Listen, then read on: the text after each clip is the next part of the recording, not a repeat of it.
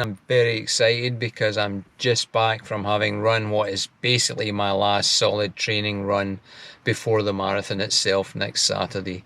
It's Sunday morning here in Florida. I was up early, ran 10 miles with some friends, and I have to say my legs felt the freshest they've felt in weeks and weeks. The tapering down seems to be really helping.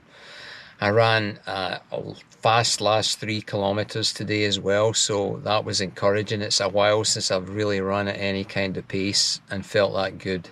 So that felt good. As did managing to get my miles in this week. I was scheduled to and actually achieved 36 miles. I ran in 3 different countries and had to really adjust my schedule for what turned out to be a much busier business trip than I'd anticipated. I was lucky that I was visiting a customer in Switzerland on Tuesday, and I got there on early on Monday, which happened to be a bank holiday in Switzerland, and so I took that opportunity to run as far as I could on that particular day and get as much of my mileage done as I could. So I ended up running a half marathon along the shores of Lake Zurich, which was gorgeous. Crowds were very busy because it was a bank holiday. I didn't do it at any particularly good pace, but got the 13 miles in and that felt good. I went to Austria later in the week, got a really nice run in on the grounds of an old military academy, so that was a ton of fun. And then I had to endure treadmill runs for the rest of the week. It was rainy and I was just trying to fit stuff into my schedule at night after hard days. But got the distances done. Got a nice run here again on Sunday back here in Florida, and so I feel pretty fresh for the marathon next week.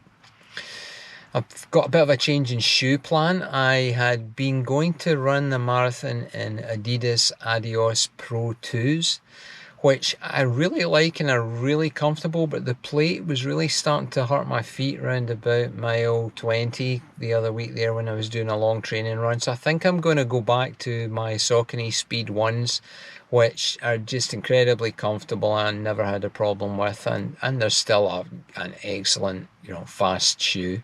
Not that I'm going to run particularly fast.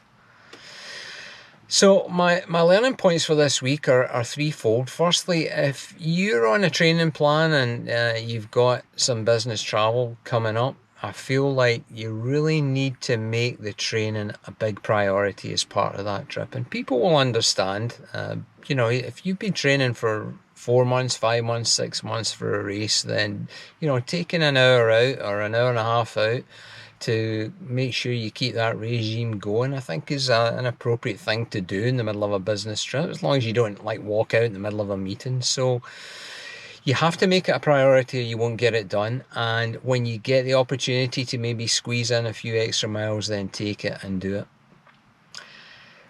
Second thing that is important to me as a learning point from this week is I've spent a lot of time reflecting after my struggles with pace last week about why I'm doing the marathon and what's important to me in it. And I've kind of come up with a race plan that can keep all my options open. My main goal is to enjoy and finish this marathon while enjoying it.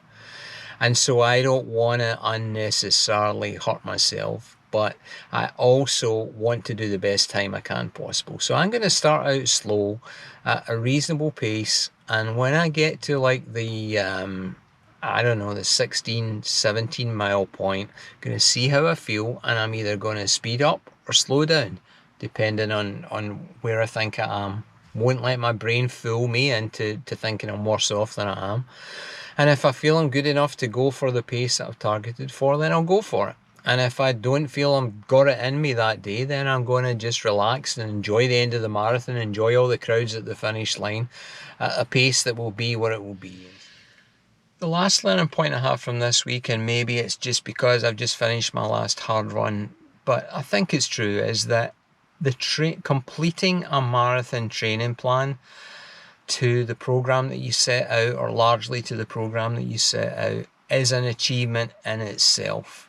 The discipline of keeping that going week after week, of doing runs when you don't feel like them, of recovering from bad runs, or really punching out a great run, all of that is an achievement and a great experience and something to be proud of. And If you're close to completing a marathon training program, or you just have, enjoy that achievement. The race will be what the race will be, and hopefully it'll be a wonderful experience for me and for you, but the training itself is an achievement and something to be proud of.